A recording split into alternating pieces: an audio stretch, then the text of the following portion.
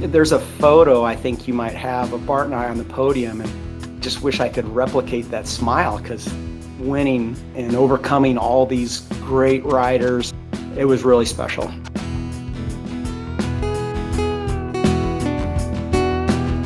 I was born in the Northern California. Introducing Tom Brinker. We had the great pleasure of meeting in the 80s through St. Louis Cycling Club. I remember being at the Carondelet Spring Training Series, which was my first experience in crit racing, which I was having a lot of fun at and doing pretty well. And actually had won my first race at one of those. And I was thinking I was pretty hot stuff. And then people were saying, well, there's this young guy from Washington, and you just came and just dominated. From there, it was just like you were just a great member of the team and went on to do some great stuff that I'm excited to talk about. So that's very kind recollection. Thank you very much. Wasn't exactly like that. And by the way, we pronounce it Washington. Washington. Okay. Yeah, I definitely want to talk about the what was happening out there in Washington. But why don't we start with, what was your first memory of a bike? That's a good question, actually. So I'm the youngest of 5 children, and I came around a little bit later than the next closest. And I remember these really, really kind of clunker type bicycles that wasn't a priority for my family. And so I don't remember how old I was, maybe about 5 or so. And I had this little 20-inch bike with a banana seat and the handlebars up to here, right? And I remember just trying to learn how to ride that bike by myself in my backyard. We had this little concrete pad that we had a basketball hoop on and all that sort of thing. And I scraped up my knees. I didn't have any training wheels and that sort of thing. And yeah, that's kind of how I learned how to ride a bike. That's my first recollection of riding. When do you remember it starting to get more serious, that you're like, oh, let's see what else I can do on this contraption? So, growing up in a small town, there wasn't a ton of stuff to do. I mowed lawns in the summer for money. And so as soon as I mowed my yards for the day, I'd go up to this video arcade and I'd blow all my money. And then when that was gone, right next door was a bike shop called Bike Shop. Very clever name. And so anyway, I would go in there, and I was always mechanically curious and that sort of thing. And I went into that store and got to know the owner. His name was Mark. And eventually he got tired of me touching everything, and he ended up giving me a job. I was age 13. And so that was my very first bike shop job. And that was a very eye-opening experience. He and his wife were very interesting characters, still friends today. We don't communicate very often, but still in touch today. And so that led into the only bike race that I'm aware of to ever occur in Washington, Missouri. Now, I might be wrong about that, but there was this. It was going to be a Criterium around Lions Lake in Washington, Missouri, and I showed up with this bike that I had bought from the money that I'd earned at the bike shop. And back then, Kurt, as you'll recall, there was this, we call them, I think, Cat 5s now, but back then we called them novice, right? Mm-hmm. So we would just, they would just put all of the people who had never done a bike race before in the same category. So Washington, Missouri ends up having this Criterium around Lions Lake. And who shows up but the perennial favorite, Karl Becker. Oh my gosh. Oh, that is great. Right? Like, so word of Karl being there for some reason just sticks in my mind. And I can't remember how large the field was, but in my mind, it was significant, right? Yeah. So boom, the gun goes off and we start racing. And Karl just immediately starts to decimate the field. And we had this hard right-hand turn at the bottom of this hill on the very first lap, and Karl crashed out. Oh my gosh. And so at age 13, I went on to finish and win my first bike race. And so that's when I really got the bug, because I played all the team sports you can think of: basketball, football, soccer, so on and so forth. And I loved those sports, and there's kind of a reason why that experience steered me towards bike racing. But yeah, that's kind of my it's kind of my first recollection of the bike, and then certainly bike racing. But that inspired me for sure. That is great. Now, how did you get connected with St. Louis Cycling Club? You and I have a mutual friend, and Joe Stahl, and Joe's a few years older than me, and Joe was getting a lot of attention in our local newspaper, and of course I knew Joe. We went to grade school together, and ultimately high school together. And when Joe was 15, he did this amazing feat. He did BAM, which is an acronym for Bike Across Missouri, as you may recall. Started in Eureka, Missouri at Six Flags, basically, and went to Kansas City and back, a 540-mile, certainly an incredible endurance, event or whatever you want to call it. And Joe, as a 15-year-old, did this with support from his mom and his dad. So I kind of idolized Joe. Joe was the best looking guy in school. He was the best athlete. He was affable. He was fun, funny, and all this sort of thing. And so I was naturally drawn to that. And so, yeah, that's kind of how I got involved with the St. Louis Cycling Club, because Joe had already been a member of it. So just kind of riding his coattails. That's awesome. And yeah, I want to talk about Joe for a minute here.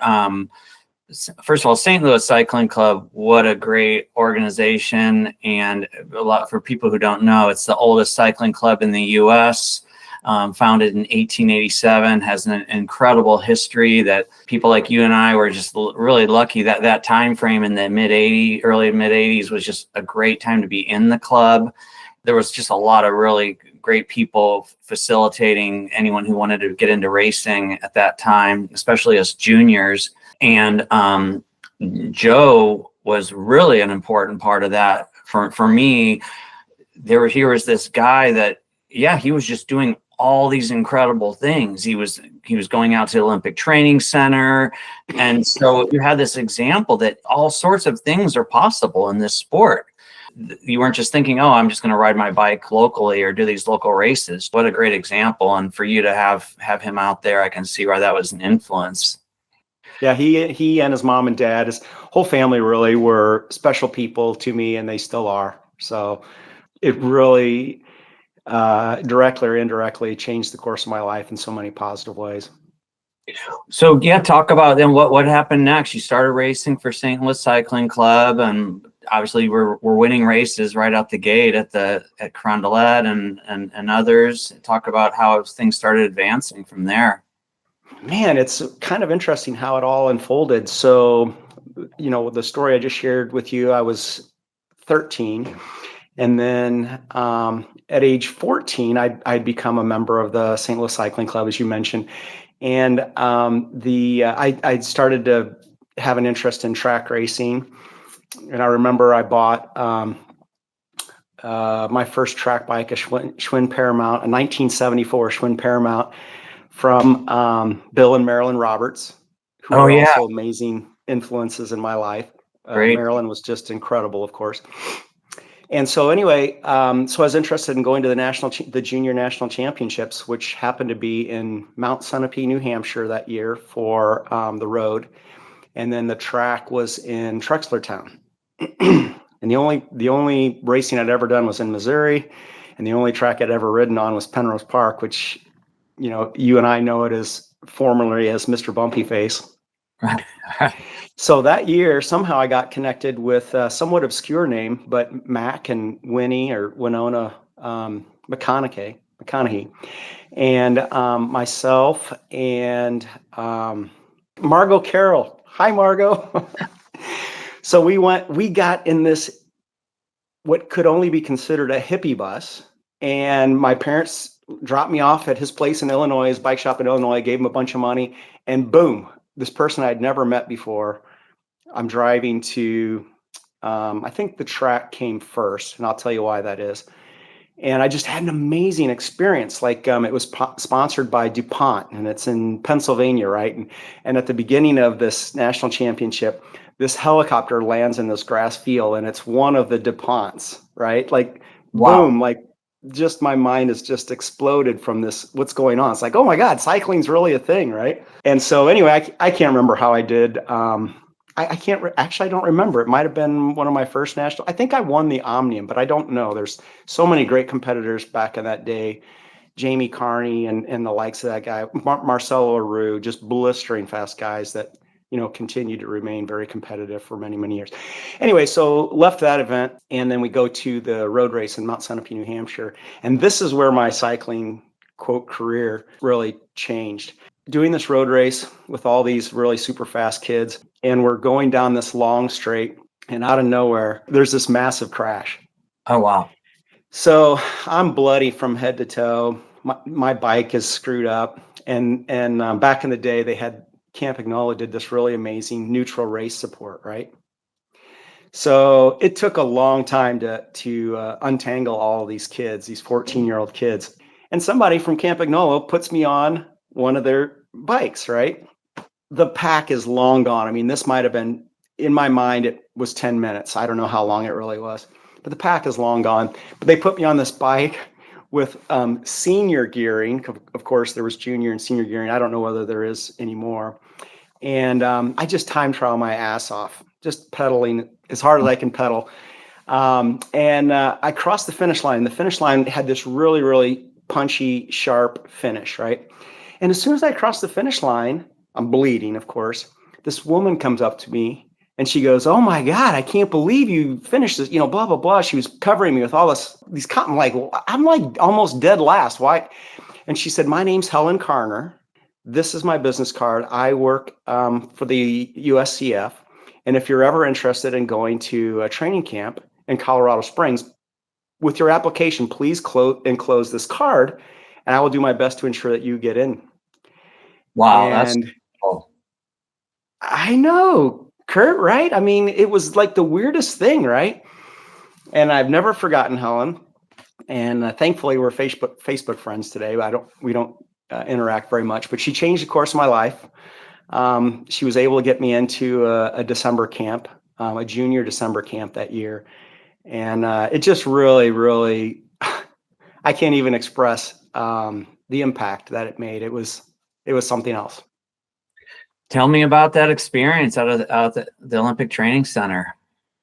Eddie B was the head of USA Cycling at the time, or the USCF or whatever. And there were big other cast of characters, Craig Campbell, Andrzej Mosleski, Andrzej Beck, that sort of thing. And you can't tell, of course, from this video, but I went to the doctor this morning, and I'm sick. Allegedly, I'm 6'1", and I was this height in 8th grade, and about 130 pounds, right? So I'm about 70 pounds more than that. But anyway, I share that with you because it was really easy for me as a 14-year-old to stand out, right? Yeah. And it's part of the reason why I had any success at all in cycling, is because I was just developed faster than most other people, right? And so after that period of time, my talent really showed and was very insignificant. But so I caught the eye of Eddie, and did some testing, and it was kind of at the end of the day, I was winning races, but I was also very mediocre physiologically. But again, the whole experience was. Cycling is just such an incredible sport, right? The cast of characters and the depth of personality, especially as a young person like that, I just can't believe the luck, right? It's like I hit the lottery. Yeah, you really come across a lot of really special people. The sport just attracts a certain type of person who's very sincere and authentic and kind, and obviously it takes a unique kind of person to want to put that much energy into something like that. A sport, you don't get away with doing just a short amount of time on it and a little bit of intensity. You're either in or you're out. But yeah, that's really cool. And so it was an initial camp at the Olympic Training Center. Did that pivot into a longer engagement, or how did that all unfold? Yeah. Well, from that camp, I was actually too young to be in it, but that did get me invited back to a spring camp that you might recall. They did an April camp, which was sort of I think it was sort of a pre-World Championship camp. I did okay. Was that in 1984? It had to be in 84. Yeah. Okay. Because it was leading up to the Olympics in LA. Correct. So tell me about that spring camp. Like I said, I don't remember a whole lot about it. I just remember being involved in awe of all the amazing riders.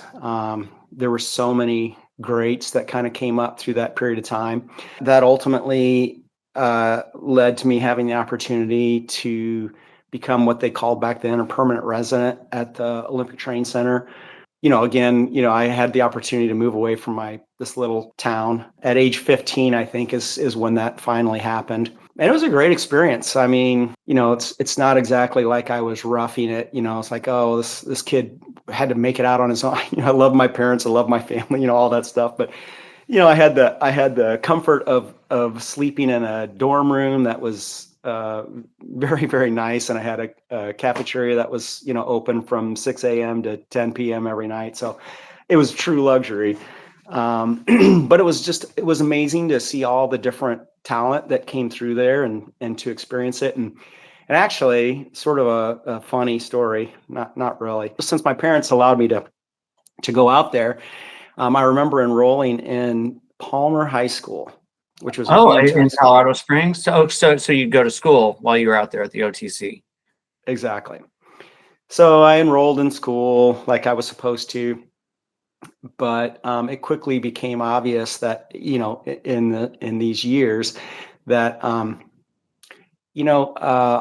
of the stars that came through the Olympic Training Center weren't training in the afternoon when I got out of school. So unbeknownst to my parents, I dropped out of school. Oh no!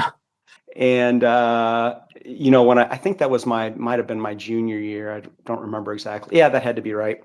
And I remember coming back to Washington High School and speaking to my high school counselor. I remember her name well too because she was a huge impact on my life. Her name was Karl Zanin. And I remember speaking to her, and I was like, I want to be an Olympian. It's my goal to be an Olympic champion. And of course, in a small town, it's easy to get noticed in your local newspaper and that sort of thing for the silliest things. But they were kind to me, gave me a lot of press. And she said, Tom, she goes, how long will you have this opportunity? And I'm like, well, I mean, I didn't say it like this eloquent, but it's a narrow window, right? Yeah. And she looked at me because I was like, finish school and go to college because I didn't feel like I was college bound at the time. And she looked at me and she said, Tom, you can go to school anytime. And, that sort of recommitted me to, okay, look, I need to finish high school. I did finish high school on time. I did get 2 degrees in my 30s. So she was right. But again, the positive influences that I had at that time that gave me these great experiences, it's just dumb luck. Yeah, that's incredible. I'm curious, who were some of the names who were out there at the Olympic Training Center when you were there? A lot of people would float in and out. Our friend Scott Berryman, Nelson Vales, Leonard Harvey Nitz. There's just too many to recall. Of course, at that time, probably the most famous or infamous rider came through there after his stint in triathlon, and that was Lance. Oh, wow. I saw Lance a number of times there, and my recollection of him is exactly everybody else's recollection of who he is. But I can't say that I really knew Lance, and I'm absolutely certain he wouldn't know me. But then you'd get on the national team, right? Or what happened there? Well, you were competing for Team USA, right? Or talk to me about that. Yeah. So my first recollection of being invited to be on the national team was probably around 1984 or early 1985. I would have been 15 in 85. Still just hanging out for all the camps and all of the World Championship trials, things of that nature. I remember this was a fond memory for me. Everybody, there's 2 stars and stripes, right? There's national championship jerseys, and then there's national team member jerseys. And I rode for Team Mom and Dad for so long, right? Like I had no money, I had good equipment, but mediocre in the grand scheme of things. And I remember showing up, I think Joe Menetre, who was from the great cyclist from the St. Louis area. We were at we were at the World Championship trials, and I'm on the line getting ready to. I was going to chase Joe. I was right behind him, and the zipper on my skin suit broke. And so anyway, I was like, oh, it's not going to, nothing's going to, so I take off, and as you probably remember, Kurt, I wasn't great on the road, and certainly wasn't great at time trial. And but I'm flying, right? And like I can see Joe now at like maybe 30 seconds ahead of me, of course, with 1 minute intervals. and Joe just took off, and I just went kaboom and had a miserable result. But I share that story because because Eddie was at the start line. And I remember going back to the training center, and he's like, hey, you come to my office when we get back. We come to my office when we get back. And he gave me a national team skin suit. Oh, that is so cool. Which was, it's pretty awesome. I'm like, I just made it. I got a jersey, a skin suit handed to me from Eddie B. It was awesome. Is so cool. I just want to make a quick sidebar about Joe Menetre, because that guy loomed so large. There was the St. Louis Cycling Club, and then our main rivals were the Cyclones. And Joe and Chris Martel and Joe Ziegler, those were the beasts on the Cyclones. But Joe was such a strong rider. I remember he took third in nationals in '85. Just was always such a beast on the bike. And I see on Facebook he's still out there riding out in Colorado. And so yeah. Great guy. And then also you mentioned Eddie B. Yeah, Eddie Borshowitz. I always struggle with his last name, Eddie Borshowitz. I mean, he was the coach, and I was reading about him in all the cycling magazines when I was in high school. And so to go out there and see him, I mean, yeah, that's so cool that you got to train under him. And yeah, tell me more about working with Eddie B. and Craig Campbell and the great coaches out there. Yeah, I didn't have a whole lot of touches with him. He was great. Craig Campbell, like I'd mentioned, was the junior national team coach, and a couple of Polish coaches, as I'd mentioned, Andrzej Beck and Andrzej Moslewski. I probably spent the most amount of time with, mostly because Craig, I think, was focused on road guys, and the Andrzejs, so to speak, were more catering to track. But he was always very, very kind and conscientious of me, took interest in me, asked about training. I did have the good fortune years later. My last year of racing was 1992. I was preparing for my last Olympic trials, and Eddie was the head coach for Subaru Montgomery at the time. And so I wanted to be in Southern California to prepare for the Olympic trials. Because there was a lot of racing. They had a good racing program, and a lot of my friends were there. And so Eddie had a ranch in Ramona, California, which was, as I recall, was about 30 to 45 minutes away. And he needed somebody to stay at it while he was with Subaru Montgomery that summer. And I think my friend Bart Bell was the one that connected me with him. And so I stayed at his ranch all summer to look after it, make sure that it was in good hands. And that's more or less my experience with Eddie. But just a great influence on me. He was such a positive dude. I know a lot of people from that era, are not fond of that whole gang, but gosh dang, man, I just couldn't have been more grateful. Yeah, that's great. Talk to me about your career, like the racing on the track as a junior, and then as that transition to a senior. And I know you did a lot of cool stuff on the Tandem. So yeah, walk me through the evolution of that part of your racing. Well, I always loved the track. I think the track was probably most resembled my spirit, so to speak, especially back then, because I was probably meaner than most people. And so that played well into that kind of racing. I won a couple of age-graded national championships as a junior. and several other medals. I think 3 national championships all told. And then in 1988, which was an Olympic year, I transitioned from a junior to senior, and I wanted to make sure that there was no word at that point that my national team standing would change from a junior to a senior, but I wanted to make sure that it did. So a good friend of mine, Bart Bell, and we took up tandem sprint racing, and we were supported well by the USCF at the time. They gave us a bike and 2 bikes, actually, a road and a track tandem. And that was phenomenal. Bart's and my relationship really grew in 1988. And the Olympic trials that year was in Houston. And Bart and I went down there and we won. That year, my training on the track, besides the tandem, was mostly focused around sprint and kilometer. And so I was a little guy, I was 6-footish, 160, 170 pounds, not a great size to be a sprinter.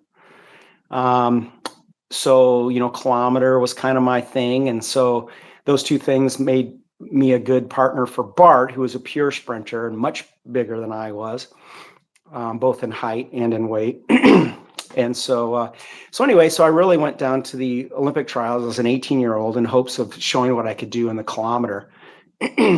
And it was super, super competitive.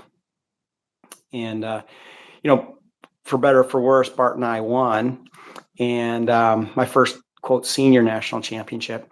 And much to our surprise, we were asked to literally leave the next day on a flight to Ghent, Belgium for the World Championship, for the Tandem Sprint World Championships, which we did.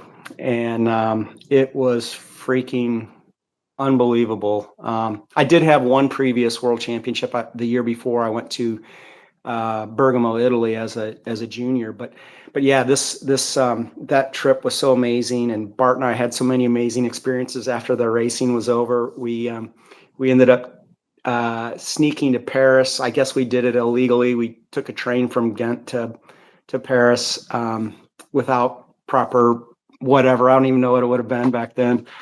And again, just kind of highlighting the opportunities that cycling gave to me as an 18-year-old kid from Washington, Missouri. I never thought I'd find myself at midnight drinking a stein of beer at La Depart in some corner, whatever, in Paris. It was fucking amazing. That's incredible. Amazing. Tell me about that tandem. I mean, racing a tandem on the track, that just sounds so incredible to me. And I mean, and the relationship that you develop with the other rider. I mean, I've never even ridden on a tandem, much less in an environment on a track where you're having those banks, and then in a competitive situation. Yeah, tell me about that whole experience of racing tandem with somebody. It's for a young man, I'll tell you that much. I wouldn't do it today. It's incredible, Kurt. I mean, it feels like you're on a missile, and you have, limited amounts of control. Both the captain and the stoker. Stoker is the person on the back, and because of my height and weight differences, that was ideal for Bart and I. It's so fast, but almost kind of like racing semis at the same time. And I mean, it was so cool. Winning in '88 was just a huge rush. We kind of were off and on again in years after that. We did not to leap too far forward, but we did have this amazing, bizarre reconnection, if you will, in 1992 at the Olympic trials again. So yeah, it was great. It was really, really great. Dangerous, super dangerous. They took, as I recall, I think in '68, they took tandem sprint out of the Olympics because people were getting hurt so badly. Oh, wow. So, well, yeah, you sent me a newspaper clipping of an accident, right? I think you sent. Did Bart have an accident, or What was that clipping you sent me about? I thought it was about an accident. Yeah, that's out of Sandra Sutherland. I think I'm getting her name correct. She's a great historian of track cycling in the U.S. She assembled this great book, and Bart and I made it in there for all the wrong reasons. But yeah, so in 1992, we were at the Olympic trials. We had not trained together in over a year. I don't think I rode with Bart the year prior. And Bart was training. This is not a great story, but Bart was training with another stoker that year. And anyway, so I went to the Olympic trials for sprint and kilo. And I can't recall. I think I finished 5th or 6th in sprint. And so when that ended in one night, I had all of my family there, right? Because I was just full of pride and thought for sure I was going to win the Olympic trials and represent the U.S. in individual sprint. So I happened to walk past Bart, who was in the same place. He got shelled that night too. And he was still, breaking his bike down. And I walked past him casually and I said, hey, the next morning tandem sprint was supposed to start. Qualifying was supposed to start, right? I walked past him. I said casually, I said, hey, if you want me to race tandem with you, I will. And he stands up immediately and goes, are you kidding me? And I was like, now I'm like, whoa, what did I just get myself into? So, again, I had family that was going to be in Blaine, Minnesota all week. And I'm like, well, at least I can entertain them. Right. Yeah. So Bart, God love him, man. He kicked his partner off the back, who he'd been training with all year. The next morning we get on the bike in warm up. Again, we hadn't ridden together in probably about 2 years. I can't remember exactly. And it's like we never missed a beat. We were like just instantly connected, and we were so blistering fast. And you can check the facts on this, but again, that was an Olympic year. So Marty was on the front of his tandem, and Aaron Hartwell was on the back. Those guys both ended up being Olympians. Aaron got second in the kilo at one Olympics, and Marty won gold in a couple of them. Well, anyway, I could be wrong, but I think in qualifying, those guys were returning champions, so they were automatically the number one seed, regardless of how fast they went in qualifying. But I think Bart and I actually beat them in qualifying. Both those teams, our team and Aaron and Marty, easily cruised to the finals. And then in the first round, subjective, I guess, but I will say that they crashed us. In the very first ride. If you're familiar with sprint cycling, you know that most of them are best out of 3. So that sent Bart to the hospital. He So how did it transpire? Do you remember like the detail, like what was happening as you guys went down, or? Yeah, so typical match sprint. Blaine is a very short I don't think it exists anymore. It's a very short velodrome, about 250 meters or so, very steep. And so the first couple of laps were slow, and then we wound it up. And I think Marty and Aaron were in the lead. And then as we came through turn 3, Bart and I had a lot of momentum. And Bart, coming through turn 4, saw an opportunity to go underneath of those guys. And because they came out of the pull, and as we got our front wheel over their rear wheel, they came back down on us. I think Aaron's pedal hit our front wheel, broke some spokes, and we went about maybe 40 or 50 yards down the track, and then the front wheel just exploded. The bike just collapses. The front wheel just collapses. Bart's head goes like this. And I just spun out from it. Now, if you've ever seen a tandem crash before, it's a real thing, man. I mean, there's nothing else like it. And Bart and I had crashed before, and it's super painful. The worst bike crash I've ever had in my life.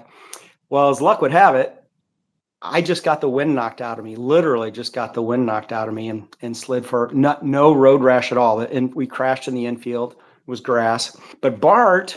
Well, I will say, kind of an interesting thing. Karl Sundquist happened to be in that. Great American cyclist, many world's teams, many Olympian, great human being.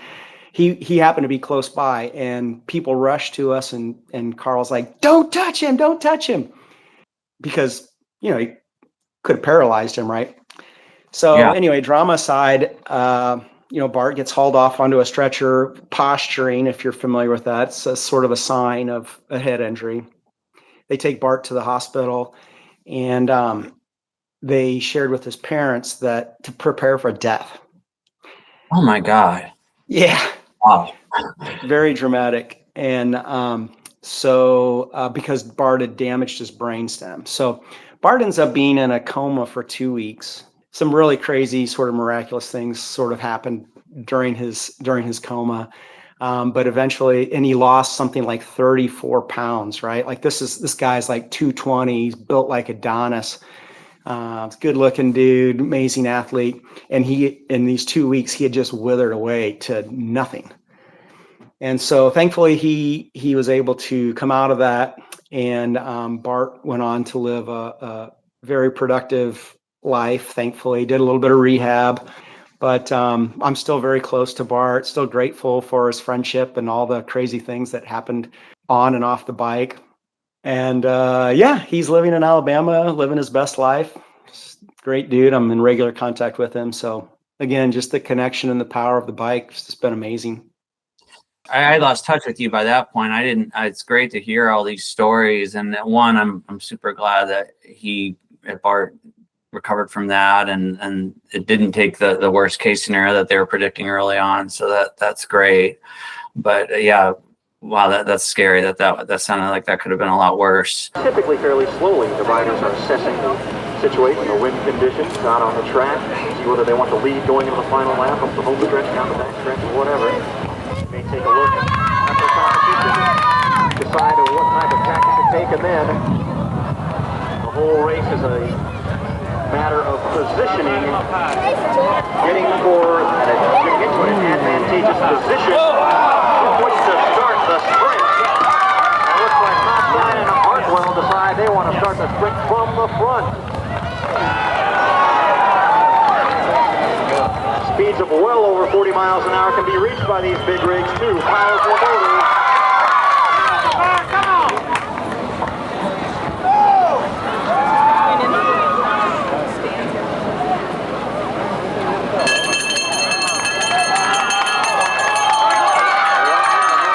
Hartwell at the front, riding behind them in a drafting position. Drafting behind them is Bell and Brinker. They've been saving a little bit of energy. Now they're going to try.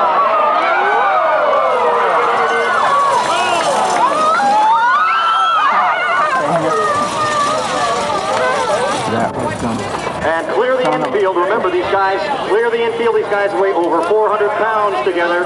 You are not going to stop them.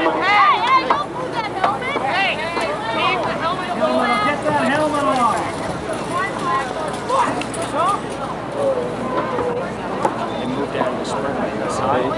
And a close one there, and up here with me right now to fill us in perhaps on what happened.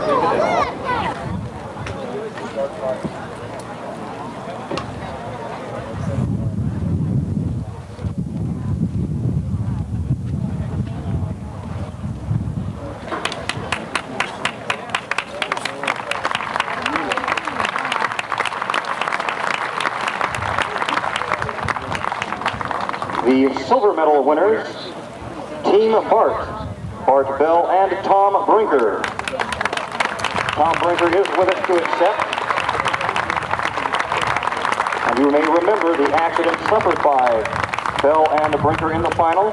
Bart Bell suffered unusually serious head injuries and is listed as critical at this time. We ask that you please keep him in your thoughts and wish him a successful and speedy recovery. Those are the happy stories. Now a sad one. Olympic cyclist Bart Bell remains hospitalized in the Twin Cities following a crash at the Olympic trials at the velodrome in Blaine last month. Steve Carroll gives us an update. 24-year-old Bart Bell was riding towards his Olympic dream when the accident happened. It was a week ago, Sunday, in Blaine. Bell and his longtime partner, Tom Brinker, collided with the other bike and eventually crashed. Tom tells us what happened. Well, Bart unfortunately took the brunt of the fall. Like I said, the front wheel collapsed.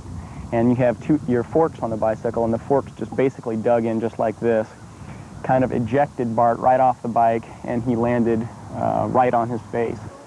Brinker escaped without injury, while Bell was taken away in a stretcher and is still hospitalized. While they wait for him to recover, Bart's family has made a shrine of sorts. His family is extremely grateful for all the support they've received. More than 500 calls and letters have come in from all over the country. Everyone praying for Bart's recovery. Spirit to compete and live in general. I have no doubts whatsoever that Bart's going to fully recover from this. It may take some time, but he's just too strong just to lay there, you know. And now, 8 days after the accident, Bart remains unconscious. His vital signs have stabilized, and he is showing slight signs of improvement, but he's still in critical condition. In Fridley, Steve Carroll, KARE 11 Sports. There's a phone number you can call to get an update on Bart's condition, and there it is, 619-789-7936. And also, the Bart Bell Fund has been set up to help defray some of the costs, and there is the address, Bank of America and La Mesa, California, 91944. And we have that on file if you want to call us, and we can give you that address if you didn't quite catch it there. What a freak accident that was. Unfortunately so, and our prayers are with him. There's no question about it. Hopefully he'll recover and be fine. Great. Thanks, Randy.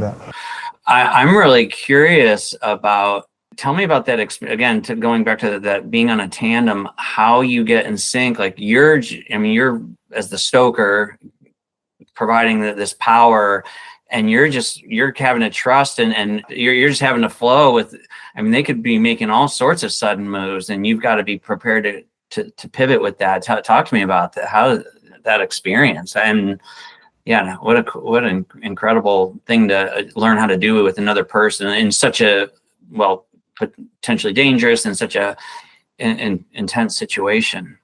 Yeah, no, it's amazing. So, interesting thing about the tandem for those who have never been on one, whether you're the captain or the stoker. I was a bicycle retailer for many years after the 1992 Olympic trials. And I sold tandems, and I gave rides to people on tandems and that sort of thing. And, one of the things that I would share with people is that the person on the back, who's typically lighter weight and shorter, it's kind of it helps. It's not always the case, but it helps, especially in a performance standpoint, to do it that way. The person on the back, if the captain wants to go right and the person on the back wants to go left, the tandem's going to go left. Oh. So you actually have more control over it than you might realize. But I think one of the reasons why Bart and I were so good together is, again, we matched a sprinter, pure sprinter in Bart, and a slow sprint guy and a slow kilo guy like me. So I could push the bike a little ways until we had to sprint, and then Bart would kick in, right? But it's sort of the connection in the style of racing and the way that we thought about sprinting that made us as good as we were, which, in the grand scheme of things wasn't that great. But, we fucking kicked ass domestically. We did lose a national championship in Washington, but we were always very fast and we were always very competitive. And I think it's because we kind of had similar views on how races were supposed to go. And I mentioned earlier, I say it a little bit tongue in cheek, but I think there's this explosive personality and this explosive mentality if you're a track racer. And Bart and I both had that. I think we both kind of made it out of that phase as we got a little bit older, but we just paired up really, really well. And gosh, it's a young man's sport. What a great thing. But you couldn't get me back on a velodrome, even tooling around anymore on it. I just know the risks are not worth it anymore. I'll go with anybody on a ride on the Katy Trail on a tandem, but those days are behind me. Tell me about a favorite race with Bart, and walk me through how all these things came into play. Like you guys working together, those explosive personalities. What's a favorite race you guys did together, and how all these dynamics came together? I'd like to tell you that it was the 92 World Championships in Ghent. and that was really special. I mean, for obvious reasons. I mean, I only had the opportunity to participate in 2, and I didn't podium in either of them, but still a pretty great experience. But I think probably the most exciting race was in '88 at the Olympic trials in Houston. Again, an Olympic year, and that wasn't the goal, but Bart and I did extremely well in qualifying. I can't remember if we were first, but the final came down to 2 phenomenal riders from our era: Mark Garrett, who was the captain, and Marcelo Aru, who was the stoker. And Marcelo, I'd battled with him with very little success for years as a junior, right? And now here we are at this, the biggest stage in American track cycling at that point, the Olympic trials. And it was a hard-fought battle. I think Marcelo or Mark can remind me of this, but I think we took them in 2 rides. But they were great competitors and super intimidating, but mostly just fast and skilled. And so there's a photo I think you might have of Bart and I on the podium, and I just wish I could replicate that smile, because that experience from a competitive, I've done as cool of things since then, from a event standpoint, but from winning and overcoming all these great riders, and it was really special.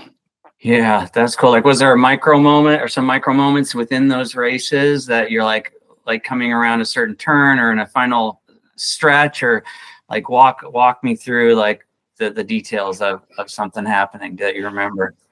Man, Kurt, I can't remember what it was like coming across the finish line, but Houston is a great track. I think in terms of dimensions, it mimics Colorado Springs, which is probably still the fastest velodrome in the U.S., but it's at sea level, so it's not as fast.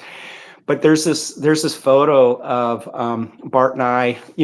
As oftentimes the first couple laps in sprinting is slow. It's sort of a chess game, if you will. And there's this picture of we weren't coordinated. I think coaches would tell us this is not a good moment. I was looking one way backwards, and Bart was looking the other way backwards at Marcelo and Mark before we started the sprint. And I for some reason, I kind of remember that, because there's like so much emotion. It's like, what's getting ready to happen here? I could splatter my guts all over this track, or we could go across the finish line with our hands up, and thankfully the latter was the case. And I had a fair bit of family down there for that too. Felt pivotal at that point in my life. That's great. So then what happened? What happened next? Like, I know you wind out of cycling and then you went into bike shop ownership. Talk to me about the cycling and its presence in the rest of your life. Well, I mean, it just got better for me. I returned to Columbia, Missouri. I was a student at the University of Missouri, and I was working at a bike shop there, and I wasn't loving school. And this gentleman came into the shop. Yeah, this was late in 1988, right? Oh, no, I'm sorry. That was 1992, because I was done with racing. So Bart and I, the crash with Bart and I had just occurred. And this gentleman came in, and mountain biking was just starting to become a big thing. And so this guy wanted to get his young teenage sons into mountain bike racing. And so I said, hey, this mountain bike race is coming up. It's a state championship. It's a weekend-long event in Viburnum, Missouri, if you're interested. And I think I handed him a flyer. You remember how it was back then, or flyers for everything. I didn't hear anything from him. And lo and behold, I show up, and his nickname is Cub Taylor. And Cub and his sons are setting up their tents or whatever for the weekend. And I could tell they were total fish out of water, right? They had never done anything like this before. And I could give a fuck at this point, right? Like, I'm done with racing. I'm there just to have fun type deal. And so I went over and I started helping them with their bikes, and Cub and I just developed a friendship, right? Yeah. And so he was in his early 40s at that time, and he was a vice president at MFA Oil. And so anyway, so we had a great weekend together. I think at one point, Jed, one of his sons' bikes he's having a problem with his bike, and I couldn't fix it. And so I just let him have my bike, and I forfeited my race so he could race, right? And so anyway, weeks later, I get a call from him at the bike shop, and he says, "Hey, Tom, Cub Taylor." And so he's like, "Hey," he goes, "I have a proposition for you. Can we catch up sometime?" And I was like, "Yeah, sure. What's the proposition?" And he's a very astute businessman. And he's like, I'd like to share this with you in person. Why don't you come out to my house tonight and, have a beer and talk about it? I'm like, okay. So I'm getting really pumped up, right? I hang up the phone and I'm like, fuck yeah, I'm going to work for MFA Oil. Yeah. So I get out there, and you have to remember, Kurt, my first job, I'm 22 at this point. My first job in a bike shop was at age 13. So more than half of my life, very young life, had already been committed to cycling, and had this horrible experience with Bart getting injured. And I was just like, I felt like I was over it. And so anyway, so I get out to his beautiful home. He has this really beautiful home south of Columbia. And he says, how do you feel about the bike business? Oh, no. I was like, oh man, I guess I'm not going to work for MFA Oil. But that turned out to be another huge turning point in my life, thanks to the bike, right? So he's like, how do you feel about starting a bike shop? And we already had a fairly competitive market here in Columbia. And basically what he did was he took me under his wing as this amazing mentor. And he started talking to me, teaching me about business and teaching me how to create a pro forma and do all these projections. And we researched all these different, it was like a master's degree in business in a very, very short period of time, because he's just a really, really astute person. So anyway, we brought in, he had another friend at the time named Tom Bass. And after doing all this research, I think we did like 4 or 5 months worth of research, asked Tom, who is another successful businessman in Columbia, if he'd be interested in partnering with us. And that was the fall of 92. And the April of 93, I opened up a store we then called Cycle Extreme. Horrible name for a bike shop. It eventually evolved into just Cycle X. And man, Kurt, I had that shop for 25 years to the month, which is just dumb luck. I was able to sell it to 2 young men that worked for me, and the store is just doing amazing. He bought another local bike shop. And I never worked that 25 years. I never worked a day in my life. Yeah. Yeah. That's great. Everybody, who doesn't love a bike shop, right? Right. Yeah. So whether I was selling bikes, fixing bikes, or cleaning toilets, I didn't give a shit. It was absolutely amazing. What's next for you on a bicycle? Well, I've got a lot of friends who ask me regularly to go for a ride. I'm currently on hiatus. I'm running a little bit, but I'm not done with the bike. I just, I will get back to a point where I'll continue to experience all the great people that you meet through that, I'm sure.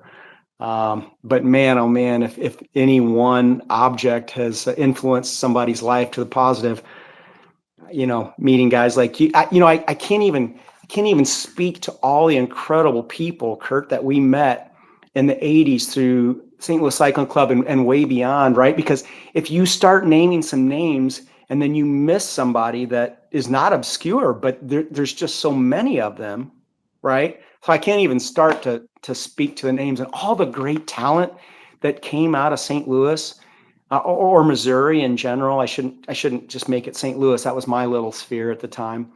It's so freaking cool, right? It's so Missouri, right? Right. Yeah. So, Most people think about that, but yeah, and I've been talking about this more and thinking about this more and more. There's this contraption called the bicycle that we love, but there's something else there. There's what you achieve through yourself, and there's the people, and it's a certain type of person that comes into this sport, that they're generous of spirit, they're devoted to life in a way that a lot of people it's just really special, that we are really lucky to be tapped into that. And yeah, and it can happen it can happen. It's happening here in California. It's happening all over the world, you know, but Missouri should not be forgotten because there's some special stuff happening there. Yep, really is. Yeah, this life drifts like waves to know the secret shores.